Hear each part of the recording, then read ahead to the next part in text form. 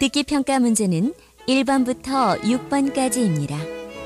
방송을 잘 듣고 문제지에 있는 5개의 답지 중에서 맞는 답 하나만 골라 답안지에 해당 란에 바르게 표기하십시오. 듣기 평가는 타종 없이 시작됩니다. 그러면 지금부터 1교시 언어 영역 듣기 평가를 시작하겠습니다. 1번부터 6번까지는 듣고 답하는 문제입니다. 방송을 잘 듣고 답을 하기 바랍니다. 듣는 내용은 한 번만 방송됩니다. 1번. 이제 과학 수업의 일부를 들려드립니다. 잘 듣고 물음에 답하십시오. 여러분, 오늘은 기상현상 중에 우리가 잘 모르고 있는 사실에 대해 알아볼까 합니다. 그 중에 하나가 빗방울의 모양입니다. 빗방울은 어떤 모양일까요?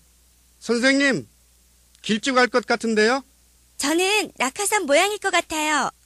글쎄요, 제 생각에는 길쭉한 밤털 모양일 것 같아요. 보통 그렇게 그리잖아요. 다양한 대답이 나오네요. 정말 그럴까요? 그럼 빗방울의 초기 모양부터 알아보죠. 빗방울의 초기 모양은 축구공 같은 구형인데 지면으로 떨어지면서 낙하 속도가 점점 증가합니다. 속도가 증가하면 어떻게 될까요?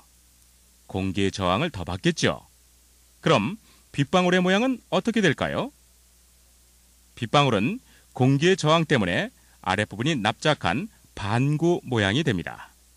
재미있는 점은 빗방울의 아랫부분이 납작해질수록 빗방울의 표면적이 더 넓어진다는 것입니다. 그럼 어떻게 되겠어요?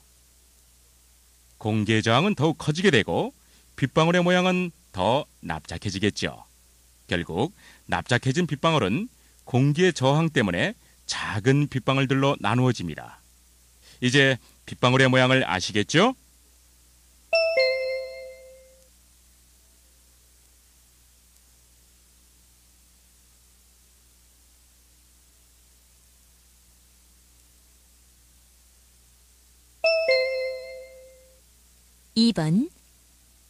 이번에는 라디오 다큐멘터리를 들려드립니다.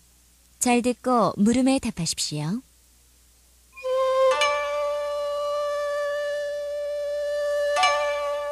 청취자 여러분 안녕하십니까?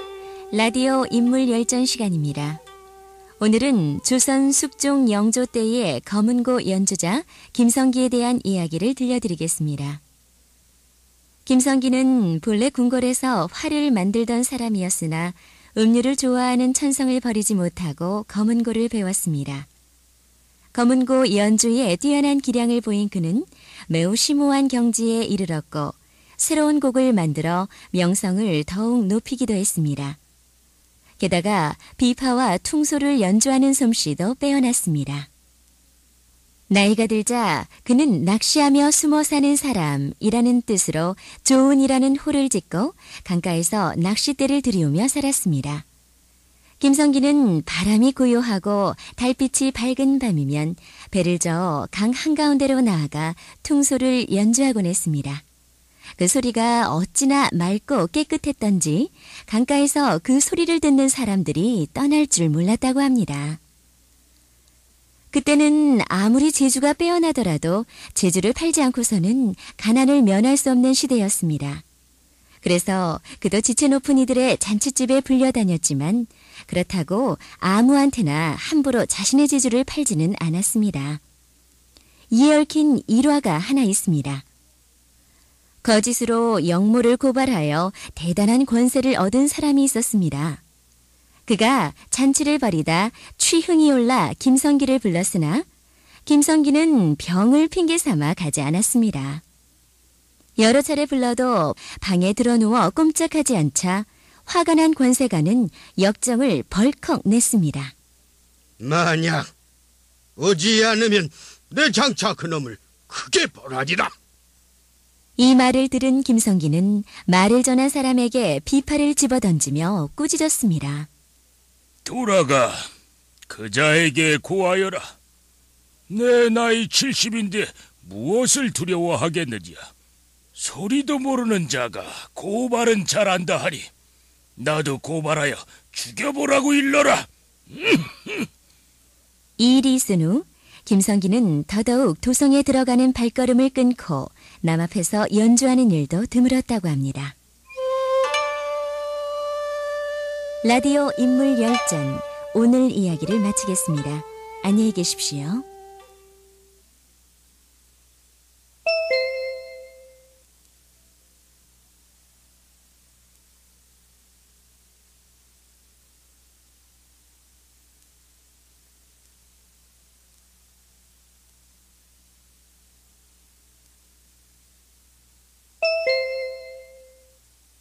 삼 번. 이번에는 남학생과 여학생의 대화를 들려드립니다. 잘 듣고 물음에 답하십시오. 저거 봐 저거. 저 사람들 애완견을 데리고 와서는 배설물을 치우지도 않고 그냥 가네. 공원에 애완견을 데리고 나올 때는 비닐봉투라도 가져와야 하는 거 아니야? 그러게 말이야. 모두가 이용하는 공원인데 참 볼썽사납네. 가서 한마디 좀 해야겠다. 그만둬 얘. 싸움이라도 나면 어쩌려고. 그게 아니지. 우리가 모두 이용하는 공원인데 자기 생각만 하면 곤란하잖아. 저런 모습이 바로 이기주의 아닐까? 개인 이기주의, 가족 이기주의, 지역 이기주의. 어떻게 다 말로 하겠어? 우리 사회의 큰 문제잖아. 서로 돕고 배려하며 조화롭게 사는 공존의 자세가 필요하지 않겠어? 제법이네. 저기 지는 해를 봐. 저 해가 지면 곧 달이 뜨지 않겠니? 또 달이 지면 해가 뜰 것이고. 얼마나 조화로운 모습이니. 저 해와 달이야말로 서로 도우며 공존하는 것이 아닐까? 우리도 저런 자연에서 공존의 지혜를 배워야 해. 뭐? 해와 달? 그게 어떻게 이기주의가 극복된 공존의 모습이니? 잘 생각해봐. 저 잎이 다 떨어진 나무를 봐. 봄이 되면 잎이 다시 돋고 여름이 되면 또 무성해지겠지? 그것도 서로 다른 계절이 사이좋게 공존하는 모습이잖아. 우리가 어떤 삶의 방식을 선택하느냐에 따라 우리 사회도 달라질 수 있어. 어떤 제비를 뽑느냐에 따라 결과가 달라지는 것처럼 말이야. 점점. 뭐? 계절? 제비뽑기? 참나. 넌 왜...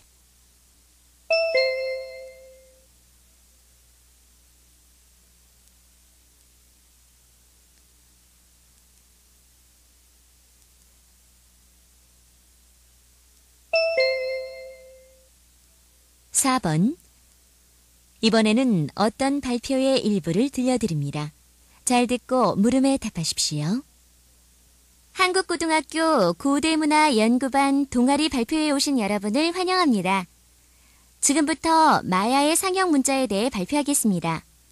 16세기 스페인 사람들에 의해 유럽에 처음 알려진 마야의 그림 문자들은 수세기 동안 해독되지 못한 채 전해져 왔습니다. 그러다 1960년대에 이르러 본격적으로 해독되기 시작해서 지금까지 전체의 약 85%가 해독되었다고 합니다.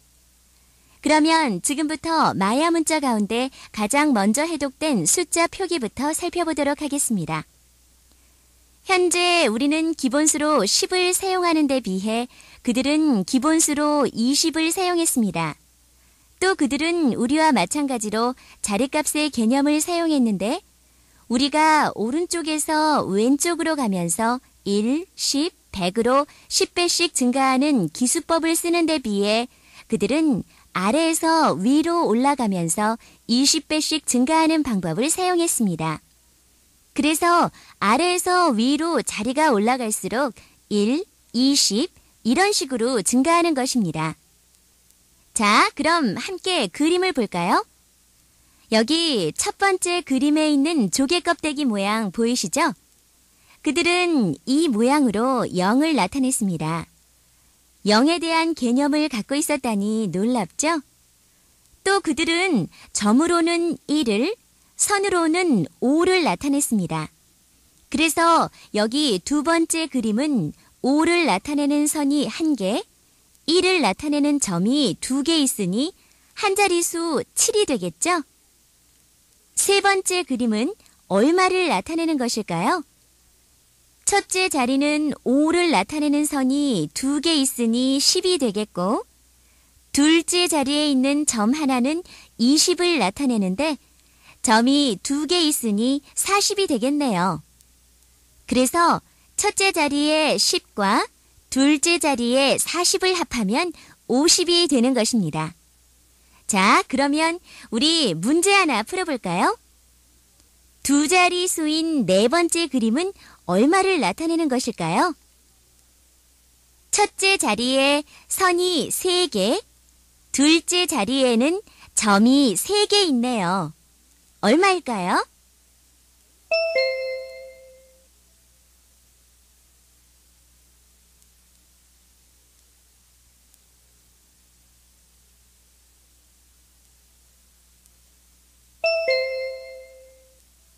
(5번과 6번) 이번에는 좌담의 일부를 들려드립니다. 잘 듣고 물음에 답하십시오. 안녕하십니까. 최근 유네스코 총회에서 회원국들의 압도적인 지지로 문화 다양성 협약이 채택되었습니다. 오늘은 전문가 2분을 모시고 이에 대한 이야기를 나눠보겠습니다. 먼저 오 교수님, 이 협약이 갖는 성격과 의의를 말씀해 주시겠습니까? 문화 다양성 협약이란 세계 각국의 문화적 다양성을 인정하는 국제 협약입니다. 즉, 각 나라가 자국의 문화 정책을 자주적으로 수립할 수 있는 권리를 보장한 국제 규범이죠. 따라서 각 나라가 자국의 다양한 문화 지원 정책이나 재정 지원 정책을 세울 수 있는 국제법적 근거가 마련되었다는 점에서 큰 의의를 지닙니다. 네. 그러면 이 협약이 채택된 배경에 대해 이 교수님께서 말씀해 주시죠. 네.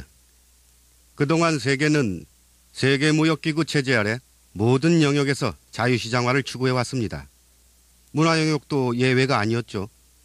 그 결과 몇몇 강대국의 소비적인 대중문화가 전 세계 문화를 지배하여 각국이 지닌 고유한 문화적 정체성이 파괴될 위기에 직면하게 되었습니다.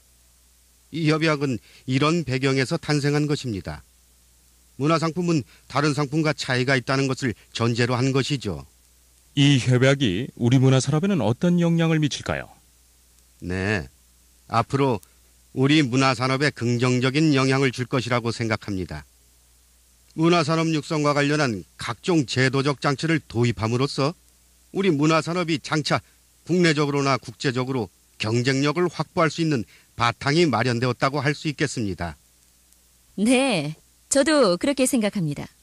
더불어 이 협약의 근본 정신인 문화 다양성의 뜻을 감안하여 다른 나라의 문화도 균형 있게 받아들일 수 있는 자세 또한 필요하다는 말을 보태고 싶습니다.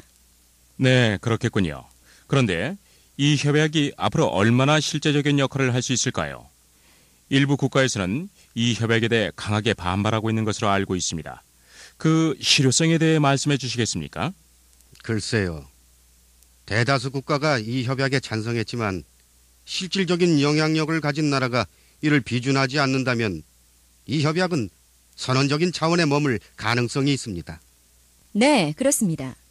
그러므로 중요한 것은 우리와 입장이 같은 나라들과의 연대라고 생각합니다.